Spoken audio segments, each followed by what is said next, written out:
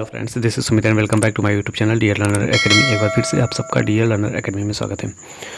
तो जैसा कि आप सभी को पता होगा कि एग्जामपुर के विवेक सर ने जो संजीवनी बैच लॉन्च की है उसका बहुत ही अच्छा रिस्पॉन्स देखने को मिल रहा है। मतलब कि अभी फ़िलहाल यूपीएसआई की वैकेंसी आने वाली है, ठीक है। ओटीआर के प्रोसेस चल रहे हैं, आप ओटीआर कर लीजिए। जो भी भाई अभी ओटीआर नहीं किए हैं वो ओटीआर कर लें। इसके बाद इसी की बेस पर जो है वैकेंसी आएगी और बहुत ही जल्द, मतलब कह सकते हैं कि जब इसकी कवायदा प्रारंभ हो गई है। फ़िलहाल माननीय योगी महाराज ने भी कह दिया है कि वैकेंसी जो है 30,000 प्लस बहुत जल्द देखने को मिलेगी। तो आप मानकर चलिए कि बहुत ही जल्द ये भर्ती आपको देखने को मिल सकती है। मतलब यूपी पीएससी कांस्टेबल से पहले हमें यूपीएसआई देखने को मिलेगी, ठीक है। 4500 प्लस पद होंगे और हो सकता है कि पदों की संख्या और भी बढ़ जाए। तो इतने पद आपको देखने को मिल सकते हैं। तो इसी के संदर्भ में एग्जामपुर के विवेक सर ने जो संजीवनी सीरीज लॉन्च की है, जिन भाइयों के पास अभी नहीं है वो हमारे चैनल से जुड़कर अपनी तैयारी को और भी अच्छे बना सकते हैं, ठीक है। हम यहाँ पर पूरे संजीवनी सीरीज का पूरा सॉल्यूशन करवाने वाले हैं और डेली आपको वीडियो मिलती रहेगी। आप टेंशन ना लीजिए, एग्ज़ाम से काफ़ी दिन पहले हम पूरा सिलेबस जो कंप्लीट करा देंगे। आप एक दो बार प्रैक्टिस करिएगा और ताकि आपकी तैयारी और आपका रिवीजन बहुत ही अच्छा हो सके।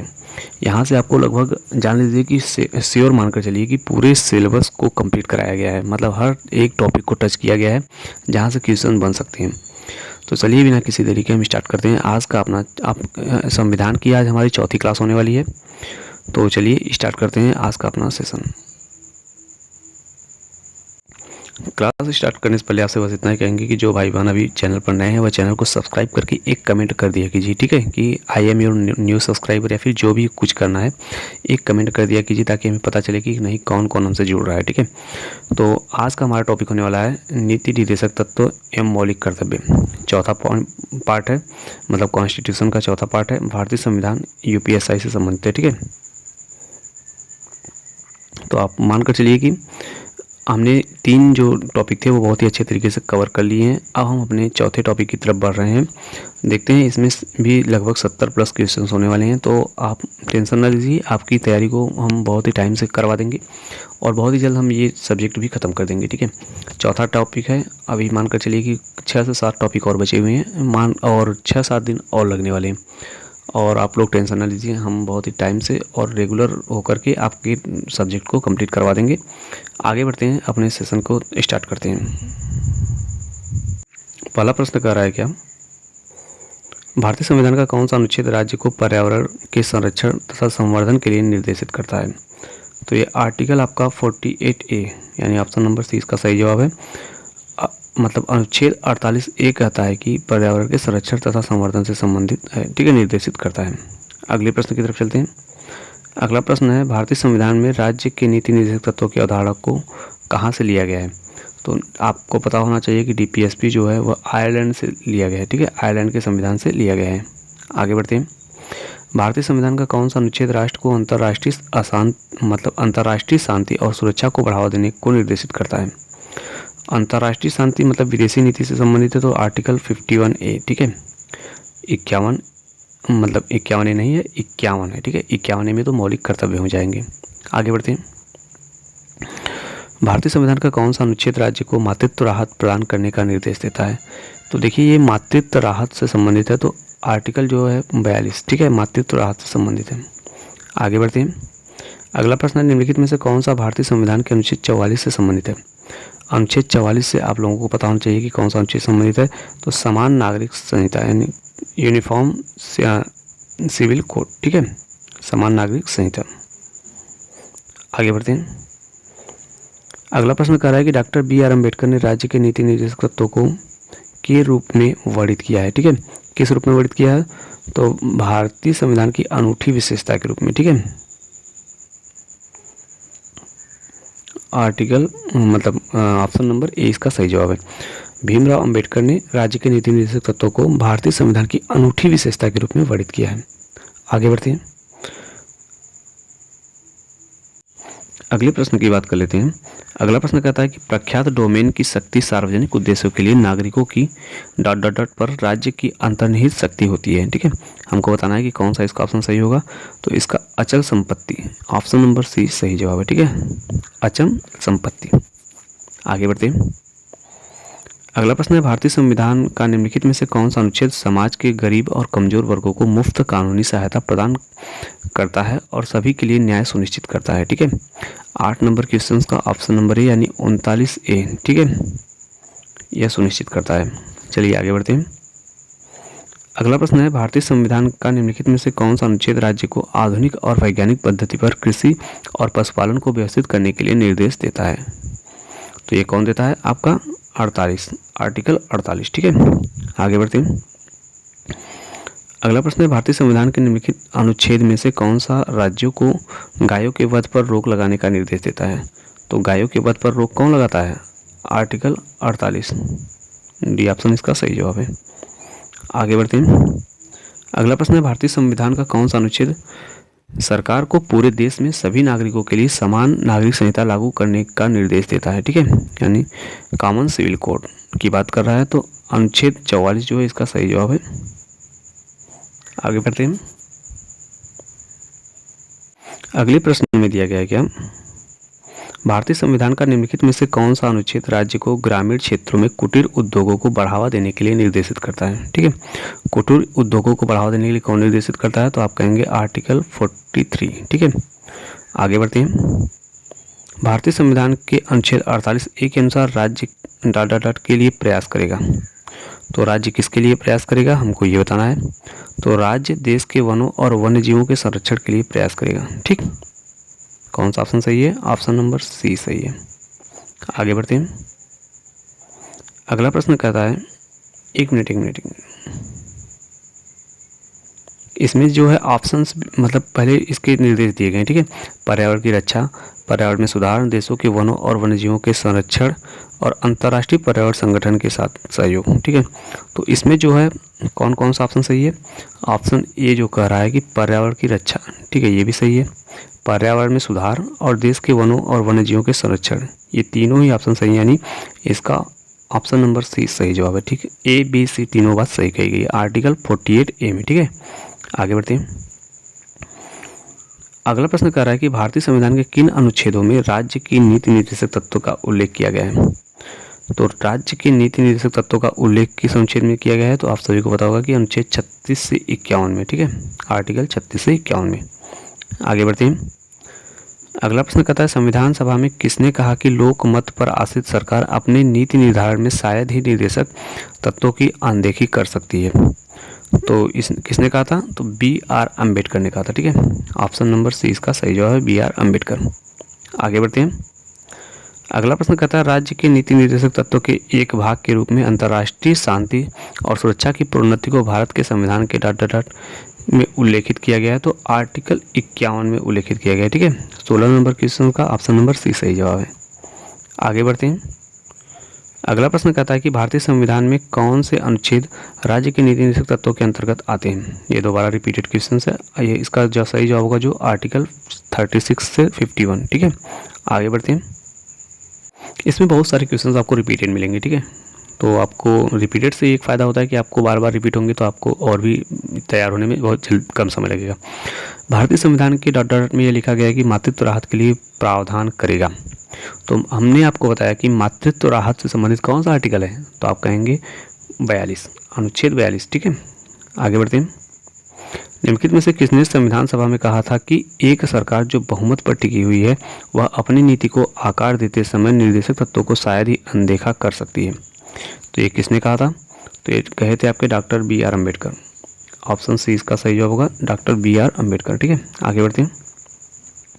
अगला प्रश्न है, भारतीय संविधान का कौन सा अनुच्छेद केंद्र पर यह सुनिश्चित करने के लिए एक कर्तव्य निर्धारित करता है कि प्रत्येक राज्य की सरकार संविधान के प्रावधानों के अनुसार चलती है?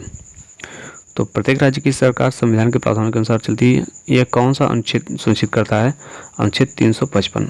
ठीक है, आर्टिकल 355, ये इसका सही जवाब है, यानी ऑप्शन नंबर डी। आगे बढ़ते हैं। अगला प्रश्न कह रहा है, निम्नलिखित में से कौन सा अधिनियम भारतीय संविधान के अनुच्छेद 21A के अनुसरण में भारत की संसद द्वारा अधिनियमित किया गया था? ठीक है, हमको बताना है कि कौन सा अधिनियम अधिनियमित किया गया था। ठीक, तो ये है बच्चों को का निःशुल्क और अनिवार्य शिक्षा का अधिकार अधिनियम 2009। ठीक, ऑप्शन नंबर सी इसका सही जवाब होगा। आगे बढ़ते हैं। अगला प्रश्न हमारा क्या कहता है, भारतीय संविधान में समानता शब्द किसे संदर्भित करता है? तो समानता शब्द किसे संदर्भित करता है सामाजिक विशेषाधिकार के अभाव को। ठीक, ऑप्शन ए इसका सही जवाब है। आगे बढ़ते हैं। अगला प्रश्न दिया गया, निम्नलिखित में से किसने प्रेक्षित किया कि लोगों के प्रति जिम्मेदार कोई भी मंत्रालय संविधान के भाग 4 में उल्लिखित प्रावधानों की अनदेखी को सहजता से बर्दाश्त नहीं कर सकता? किसने कहा था? तो ये कहे थे अल्लादी कृष्णा स्वामी अय्यर, यानी ऑप्शन नंबर डी इसका सही जवाब है। अल्लादी कृष्णा स्वामी अय्यर ने कहा था कि लोगों के प्रति जिम्मेदार कोई भी मंत्रालय संविधान के भाग 4 यानी नीति निर्देशक तत्व में उल्लिखित प्रावधानों की अनदेखी को सहजता से बर्दाश्त नहीं कर सकता। आगे बढ़ते हैं। भारतीय संविधान के निम्नलिखित में से कौन से अनुच्छेद के अनुसार देश के अभिशासन में निर्देशक तत्व मौलिक है और कानून बनाने में इन तत्वों को लागू करना राज्य का कर्तव्य होगा? 24 यानी 24 नंबर क्वेश्चन का ऑप्शन नंबर ए यानी आर्टिकल 37 में यह बात कही गई है। ठीक है, आगे बढ़ते हैं। 6 वर्ष से कम आयु के बच्चों के लिए प्रारंभिक बचपन की देखभाल और शिक्षा का प्रावधान ... के तहत प्रदान किया गया है। ठीक, किसके तहत प्रदान किया गया है? तो आप कहेंगे भारतीय संविधान के अनुच्छेद 45 के तहत। ठीक, आगे बढ़ते हैं। भारतीय संविधान का अनुच्छेद 45 राज्य को निर्देश देता है कि वह ... की आयु पूरी करने तक सभी बच्चों को प्रारंभिक बचपन की देखभाल और शिक्षा प्रदान करें। ठीक, कितने वर्ष तक? तो 6 वर्ष तक। ठीक है, आगे बढ़ते हैं। ऑप्शन ए इसका सही जवाब है। अगला प्रश्न क्या कहता है, निर्देशक तत्व में उल्लिखित अनुदेश पत्र में मिलते जुलते हैं। निर्देशक तत्व ... में उल्लिखित अनुदेश पत्र से मिलते जुलते हैं, मतलब किससे मिलते जुलते हैं? तो आप कहेंगे भारतीय परिषद अधिनियम 1909 से। ठीक है, भारतीय परिषद अधिनियम 1909 से मिलते जुलते हैं। आगे बढ़ते हैं। अगला प्रश्न हमारा क्या कहता है, राज्य के नीति निर्देशक तत्व भारतीय संविधान के भाग ... में उल्लिखित हैं। तो नीति निर्देशक तत्व की बात कर रहा है तो भाग 4 में उल्लिखित है। ये इसका ऑप्शन नंबर बी सही जवाब है, भाग 4। ठीक है, आगे बढ़ते हैं।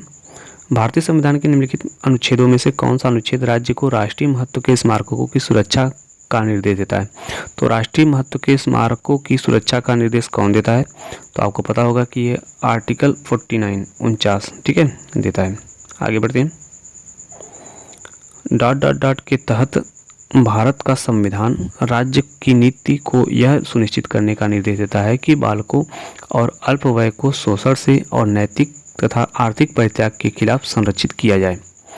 तो इसका ऑप्शन नंबर डी सही जवाब है। आर्टिकल 39F में यह बात कही गई है। ठीक है, किसमें कही गई है? 39F में। ठीक है, डी ऑप्शन इसका सही जवाब है। आगे बढ़ते हैं। राज्य नीति के निर्देशक सिद्धांतों के अनुसार निम्न में से कौन सा राज्य के दायित्व है? ठीक है, पी कह रहा है कि ग्रामीण क्षेत्रों में कुटीर उद्योगों को बढ़ावा। क्यू कह रहा है कि उद्योगों के प्रबंधन में श्रमिकों की भागीदारी। ठीक है, 31 नंबर क्वेश्चन का हमको बताना है कि कौन सा सही है। तो दोनों ही बात सही है। ठीक है, पी और क्यू दोनों ही बातें सही है। ऑप्शन डी इसका बिल्कुल सही जवाब होगा। आगे बढ़ते हैं। निर्देशक सिद्धांतों को उस क्रम में व्यवस्थित करें जिस क्रम में वे संविधान में सूचीबद्ध हैं। पी कह रहा है कि राज्य द्वारा लोगों के कल्याण को बढ़ावा देने के सामाजिक क्रम को सुरक्षित रखना। क्यू कह रहा है समान न्याय और मुफ्त कानूनी सहायता। आर कह रहा है ग्राम पंचायतों को संगठित करना। ठीक है, तो हमको 32 नंबर क्वेश्चन को संगठित करना है। तो इसका जो ऑप्शन होगा PQR इसी संदर्भ में होगा। ठीक है, राज्य द्वारा लोगों के कल्याण को बढ़ावा देने के सामाजिक क्रम को सुरक्षित रखना ये पहला होगा, समान न्याय और मुफ्त कानूनी सहायता दूसरा हो गया, और ग्राम पंचायतों का गठन ये तीसरा हो गया। ठीक, तो आप कह सकते हैं कि PQR इसी क्रम में संदर्भित हैं। ठीक है, 32 नंबर क्वेश्चन का ऑप्शन नंबर सी सही जवाब है। आगे बढ़ते हैं। अगला प्रश्न कह रहा है क्या भारत में राज्य के नीति निर्देशक सिद्धांतों के संदर्भ में दिए गए विकल्पों में से कौन सा वक्तव्य सही है? ए कह रहा है कि ये सिद्धांत समाजवादी विचारधारा पर आधारित है, और बी कह रहा है कि इनमें जनमत का सार निहित है और इनका उद्देश्य है जनता की इच्छाओं को प्रतिफलित करना। तो ये दोनों ही बातें सही कही गई हैं। ठीक है, ए और बी दोनों सही हैं। देख लेते हैं ऑप्शन में कौन सा है। तो ए और बी ऑप्शन नंबर सी इसका सही जवाब होगा, दोनों। ठीक है, आगे बढ़ते हैं। इनमें से कौन सी वह श्रेणी नहीं है जिसके तहत राजनीति के निर्देशक सिद्धांतों को वर्गीकृत किया जाता है? ठीक है, हमको बताना है कि इनमें से कौन सी श्रेणी वह नहीं है जिसके तहत राज्य के नीति निर्देशक सिद्धांतों को वर्गीकृत किया जाता है। तो 34 नंबर क्वेश्चन का ऑप्शन नंबर डी, आर्थिक और समाजवादी, ठीक है, यही इसका सही जवाब है। आगे बढ़ते हैं। राज्य नीति के निर्देशक सिद्धांतों के बारे में निम्नलिखित में से कौन से गलत हैं? तो 35 नंबर क्वेश्चन का ऑप्शन नंबर डी, मतलब इसमें पहले ऑप्शन से देख लेते हैं। राज्य नीति के निर्देशक सिद्धांतों के बारे में निम्नलिखित में से कौन सा गलत है? पी कह रहा है कि वे अदालत द्वारा लागू होते हैं, क्यू कह रहा है कि वे आयरलैंड के संविधान में दिए गए निर्देशक सिद्धांतों से प्रेरित हैं। ठीक है, तो हमको बताना है कि इसमें से कौन सा ऑप्शन सही है। तो केवल क्यू, यही ऑप्शन सही है। ठीक है, आगे बढ़ते हैं। राज्य नीति के निम्न निर्देशक सिद्धांतों में कौन से संविधान अनुच्छेदों से सही ढंग से मेल खाता है? पी कह रहा है न्यायपालिका से कार्यपालिका का पृथक्करण, आर्टिकल 47। क्यू कह रहा है अंतर्राष्ट्रीय शांति और सुरक्षा का प्रचार, अनुच्छेद 43A। आर कह रहा है राष्ट्रीय महत्व के स्मारकों, स्थानों और वस्तुओं का संरक्षण, अनुच्छेद 49। तो हमको बताना है कि इसमें से कौन सा सही है। ठीक है, 36 नंबर क्वेश्चन का केवल आर सही है। ठीक है, ये दोनों गलत है। न्यायपालिका से कार्यपालिका का पृथक्करण, ये गलत है। अंतर्राष्ट्रीय शांति और सुरक्षा का प्रचार प्रसार, ये आर्टिकल 51 में दिया गया है, 43A में नहीं दिया गया है। और राष्ट्रीय महत्व के स्मारकों, स्थानों और वस्तुओं का संरक्षण, आर्टिकल 49 में दिया गया है। तो केवल हमारा आर सही है। ऑप्शन में देख लेते हैं, ऑप्शन ए इसका सही जवाब होगा, केवल आर। ठीक है, आगे बढ़ते हैं। अगला प्रश्न दिया गया है राज्य के नीति निर्देशक सिद्धांतों में निम्नलिखित में से किसका उल्लेख किया गया है? पी कह रहा है अंतर्राष्ट्रीय शांति और सुरक्षा को बढ़ावा देना। क्यू कह रहा है कुछ हाथों में धन के संकेंद्रण को रोकना। आर कह रहा है ग्राम पंचायतों का गठन। तो 37 नंबर जो क्वेश्चन है इसका केवल डी ऑप्शन सही है। पी, क्यू और आर सभी सही है। ठीक है, डी जवाब इसका सही जवाब होगा। 37 नंबर क्वेश्चन का डी ऑप्शन। आगे बढ़ते हैं। जीवन का संरक्षण और व्यक्तिगत आज़ादी मौलिक अधिकार के अंग है। तो हमको बताना है कि जीवन का संरक्षण और व्यक्तिगत आज़ादी किसके मौलिक अधिकार के अंग है। ठीक है, तो ये है आपके स्वतंत्रता के। ऑप्शन डी इसका सही जवाब है। आगे बढ़ते हैं। यह इस सभा का प्रयोजन है कि भविष्य में विधायिका और कार्यकारिणी दोनों को ही इस भाग में अधिनियमित इन सिद्धांतों के लिए केवल आडंबर नहीं करना चाहिए, बल्कि उन्हें उन सभी कार्यकारिणी और विधायी कार्यवाहियों का आधार बनाया जाना चाहिए जिन्हें आगे चलकर देश के शासन के मामले में प्रयोग किया जा सकता है। राज्य नीति के निर्देशक सिद्धांतों के बारे में ये शब्द द्वारा किसके द्वारा कहे गए थे, हमको ये बताना है।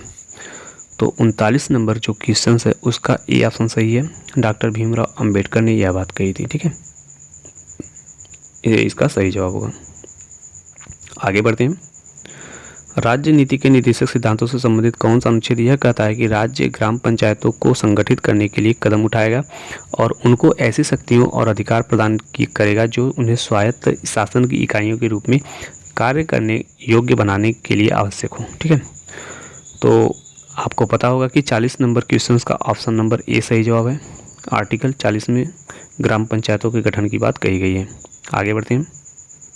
41 नंबर क्वेश्चन कहता है कि राज्य के नीति निर्देशक सिद्धांत संविधान के अध्याय 4 के ...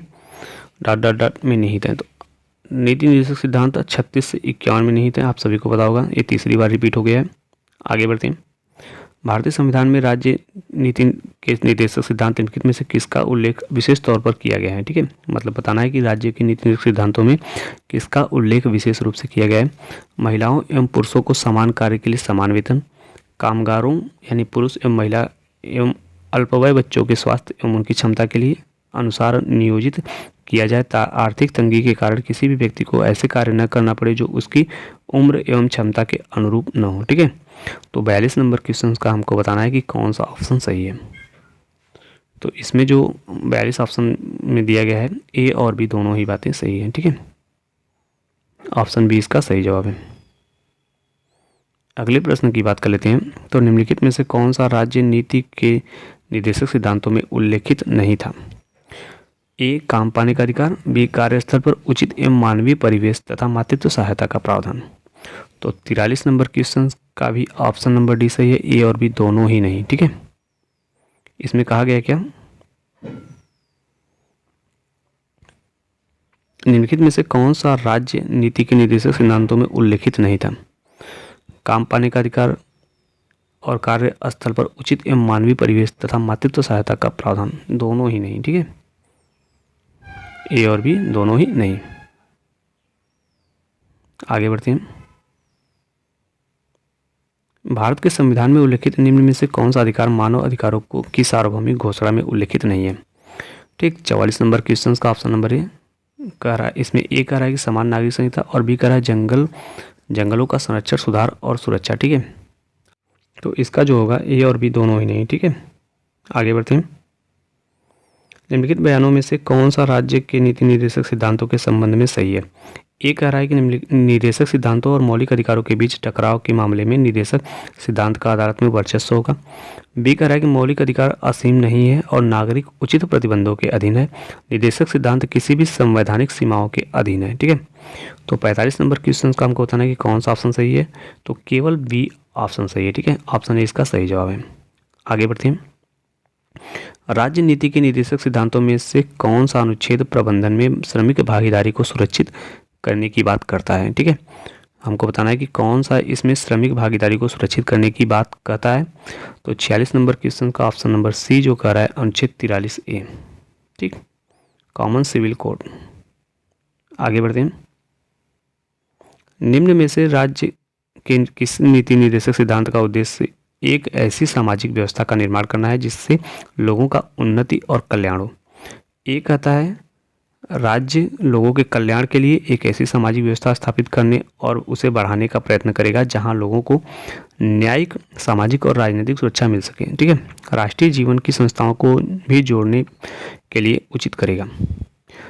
बी कहता है कि राज्य पूरा प्रयास करेगा कि लोगों की आय के अंतर को कम से कम कर सके और उनकी स्थितियों, सुविधाओं और अवसरों के बीच की असमानताओं को दूर कर सके, न सिर्फ अलग अलग लोगों के लिए बल्कि उन लोगों के लिए भी जो अलग अलग समूहों में रहते हैं या अलग अलग कामों से जुड़े हैं। ठीक है, तो हमको बताना है कि इसका कौन सा ऑप्शन सही होगा।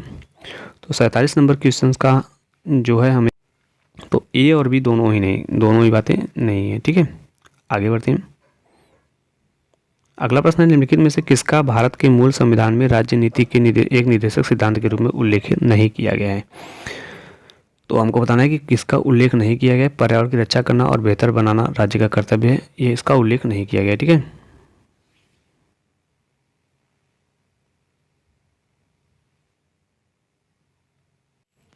अभी कुछ लोग आएंगे बोलेंगे कि इसका तो उल्लेख किया गया है, लेकिन हम बता दें कि आपको इसको बाद में जोड़ा गया था। यहाँ पर पूछ रहा है कि मूल संविधान में इसका उल्लेख किया गया है कि नहीं, तो मूल संविधान में नहीं किया गया था, बाद में जोड़ा गया था 48 ए के रूप में। ठीक है, आगे बढ़ते हैं। संविधान के कौन से अनुच्छेद के तहत मजिस्ट्रेट की अदालत में याचिका दायर करके कोई भी नागरिक किसी सार्वजनिक मुद्दे पर न्यायालय जा सकता है? ठीक है, 49 नंबर क्वेश्चन की बात कर रहा है, तो इसका है आपका आर्टिकल 226 के तहत। ठीक, रिट दायर कर सकता है। आगे बढ़ते हैं। निम्नलिखित में से कौन सा वक्तव्य भारतीय संविधान में स्थित राज्य के नीति निर्देशक तत्वों के विनिर्दिष्ट रूप में उल्लेखित है? राज्य अपनी नीति को विशिष्टतया निम्नोन्मुखी बनाए रखेगा, जिससे ये कह रहा है समुदाय में भौतिक संसाधनों का स्वामित्व और नियंत्रण इस प्रकार बटा हो जिससे सर्वोत्तम रूप में सामूहिक हित सध सके। ठीक है, बी कह रहा है आर्थिक व्यवस्था इस प्रकार चले जिससे धन और उत्पादन साधनों का सर्वसाधारण के लिए अहितकारी संकेंद्रण न हो। ठीक, तो 50 नंबर क्वेश्चन का क्या हमें बताना है कि कौन सा ऑप्शन सही है? तो इसका जो है ए और बी दोनों ही बातें सही हैं। ठीक है, ऑप्शन नंबर ए इसका सही जवाब है। आगे बढ़ते हैं। अगला प्रश्न हमारा क्या कहता है, भारत के संविधान के किस अनुच्छेद में पोषण के स्तर और जीवन के स्तर को बढ़ाने के लिए और सार्वजनिक स्वास्थ्य में सुधार के लिए राज्य के कर्तव्य के बारे में बात की गई है? तो किस बारे में बात की गई है? तो ये किस अनुच्छेद के अंतर्गत आता है? तो अनुच्छेद 47 के अंतर्गत। ठीक है, आगे बढ़ते हैं। भारत की राज्य नीति के इस निर्देशक सिद्धांतों के संदर्भ में निम्नलिखित में से कौन सा वक्तव्य सही है? ए कह रहा है सामाजिक व आर्थिक उन्नति के लिए ये राज्य को संबोधित किए गए कुछ निर्देश हैं, और बी कह रहा है कि ये न्यायालय में प्रवर्तनीय है। तो हमको बताना है कि इसका कौन सा ऑप्शन सही है। ठीक है, तो केवल ए जो बात कही गई है ये बात सही है। ठीक है, आगे बढ़ते हैं। निम्नलिखित में से कौन सार वक्तव्य अंतर्राष्ट्रीय शांति और सुरक्षा की अभिवृद्धि के उद्देश्य से भारतीय संविधान में स्थित राज्यों के नीति निर्देशक सिद्धांतों में विनिर्दिष्ट रूप से उल्लिखित है। राज्य को प्रयास करना होगा ए कह रहा है अंतर्राष्ट्रीय विविध तथा संधि बाध्यताओं के प्रति आदर बढ़ाने का। बी कह रहा है अंतर्राष्ट्रीय विवादों की मध्यस्थता द्वारा निपटारे के लिए प्रोत्साहन देने का। सी कह रहा है परमाणु निरस्त्रीकरण और पहला हमला नहीं नीति का प्रोत्साहन देने का। ठीक है, तो 53 नंबर क्वेश्चन का हमको बताना है कि कौन सा ऑप्शन सही है। तो इसका ऑप्शन ए और बी दोनों सही है। ठीक है, ए और बी। ठीक, निर्देशक सिद्धांतों में प्रवर्तन के लिए एक संवैधानिक संशोधन की आवश्यकता होती है जिसे निम्न के द्वारा पारित किया जाना आवश्यक है। किसके द्वारा? ए संसद के दोनों सदन, बी कह रहा है कि संसद में उपस्थित 2/3 सदस्यों का अनुमोदन और मतदान से। तो 54 नंबर क्वेश्चन का ऑप्शन नंबर बी, ए और बी दोनों ही बातें सही हैं। ठीक है, दोनों सदनों में और संसद में उपस्थित 2/3 सदस्यों का अनुमोदन और मतदान से। ठीक है, आगे बढ़ते हैं। अगला प्रश्न हमारा क्या कह रहा है? राज्य के नीति निर्देशक सिद्धांतों के अंतर्गत किस अनुच्छेद में राष्ट्रीय महत्व के स्मारकों, स्थानों और वस्तुओं के संरक्षण के विषय में कहा गया है? तो 55 नंबर क्वेश्चन का ऑप्शन नंबर बी, आर्टिकल 49 में यह बात कही गई है। ठीक है, आगे बढ़ते हैं। भारत की राज्य के नीति निर्देशक सिद्धांतों के संदर्भ में इनमें से कौन सा वक्तव्य सही है?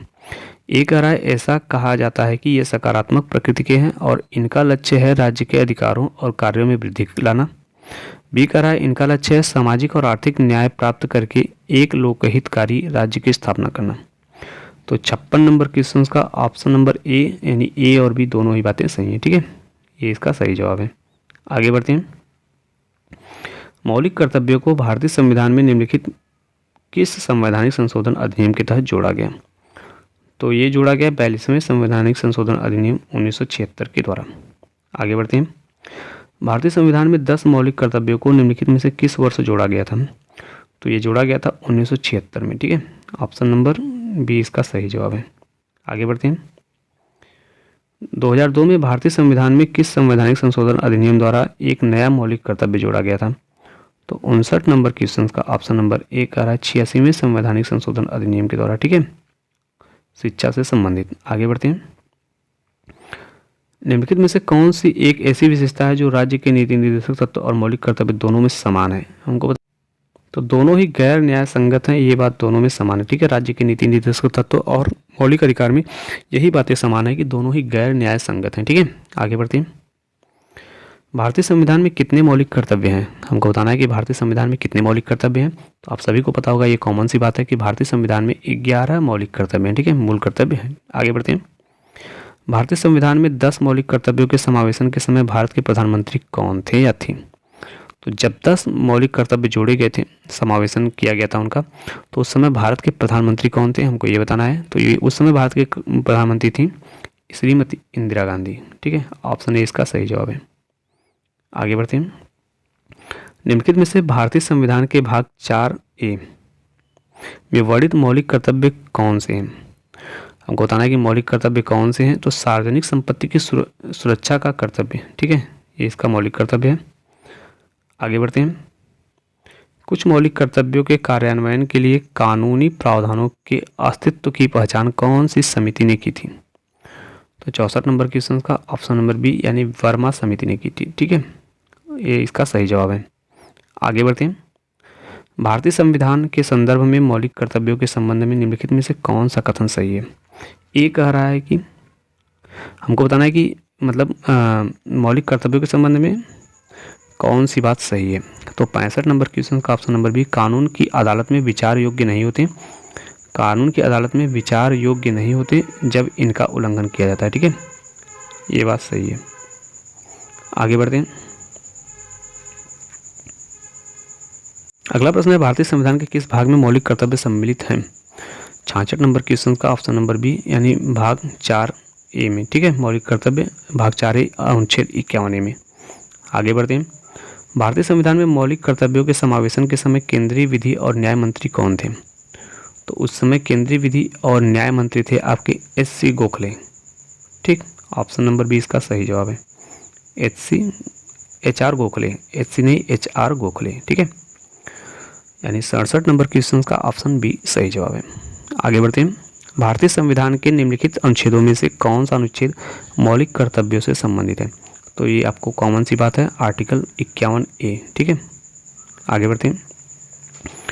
भारतीय संविधान के किस प्रावधान के तहत भारतीय पर्यावरण की सुरक्षा और सुधार करना भारत के प्रत्येक नागरिक का कर्तव्य है? हमको बताना है कि किस अनुच्छेद के तहत यह बात कही गई है। तो 51A में यह बात कही गई है। ठीक है, आर्टिकल 51A। आगे बढ़ते हैं। भारतीय संविधान में किस संवैधानिक संशोधन अधिनियम ने 11वें मौलिक कर्तव्य को जोड़ा? तो 11वें मौलिक कर्तव्य को किसने जोड़ा था? तो 86वें संवैधानिक संशोधन अधिनियम 2002। ठीक है, ऑप्शन सी इसका सही जवाब है। आगे बढ़ते हैं। अगला प्रश्न हमारा कह रहा है कि 1976 में राष्ट्रीय आपातकाल के दौरान भारत के संविधान का अध्ययन करने की जिम्मेदारी जिस समिति को सौंपी गई थी उसका अध्यक्ष कौन था? ठीक है, तो उसके अध्यक्ष थे आपके सरदार स्वर्ण सिंह। ऑप्शन सी इसका सही जवाब है, ऑप्शन डी इसका सही जवाब है, स्वर्ण सिंह। ठीक है, आगे बढ़ते हैं।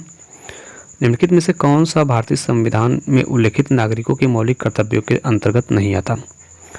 ए कह रहा है जिन विचारों ने हमारी स्वतंत्रता के लिए राष्ट्रीय संघर्ष को प्रेरित किया उन्हें संजोना, उनका अनुसरण करना। बी कह रहा है कि अन्याय के विरुद्ध आवाज उठाना। तो 72 नंबर क्वेश्चन सी कह रहा है कि समस्त वैयक्तिक और सामूहिक गतिविधियों में श्रेष्ठता प्राप्त करने के लिए सतत प्रयत्नशील रहना। तो इसका जो ऑप्शन है 72 नंबर क्वेश्चन का, तो वो है आपका बी, अन्याय के विरुद्ध आवाज उठाना। ठीक है, ये इसके अंतर्गत नहीं आता है। आगे बढ़ते हैं। अगला प्रश्न है भारत के संविधान में उल्लेख किए अनुसार निम्नलिखित में से कौन सा हर नागरिक का एक मौलिक कर्तव्य है? तो 73 नंबर क्वेश्चन का ऑप्शन नंबर बी, हमारी मिश्रित संस्कृति की समृद्ध विरासत को महत्व देने और संरक्षित करने का कर्तव्य। ठीक है, ये इसका सही जवाब है। तो आज हमने टोटल 73 क्वेश्चंस को अटेम्प्ट किया। ठीक है, और बहुत ही अच्छे समय में 73 क्वेश्चंस हमने अटेम्प्ट किए हैं जो एग्ज़ाम की दृष्टि से बहुत ही इंपॉर्टेंट होने वाले हैं। ठीक है, मौलिक कर्तव्य और मूल राज्य के नीति निर्देशक सिद्धांत का जो आज ये क्लास था हमने उसमें जितने भी क्वेश्चन बन सकते थे वो सब हमने देख लिए। एग्जामपुर के विवेक सर ने बहुत ही अच्छे तरीके से इसको डिज़ाइन किया है और सभी क्वेश्चनों को समाहित किया है। प्रीवियस ईयर क्वेश्चन बेस्ड है और आने वाले संभावित क्वेश्चनों को भी इसमें रखा गया है। तो आपको वीडियो कैसी लगी हमें बताइएगा। यदि आपके कोई डाउट्स रह जा रहे हैं तो आप हमें कमेंट बॉक्स में पूछ सकते हैं। हमारी पूरी टीम आपका पूरा सहयोग करेगी। चलिए मिलते हैं फिर अगले वीडियो में, तब तक के लिए धन्यवाद।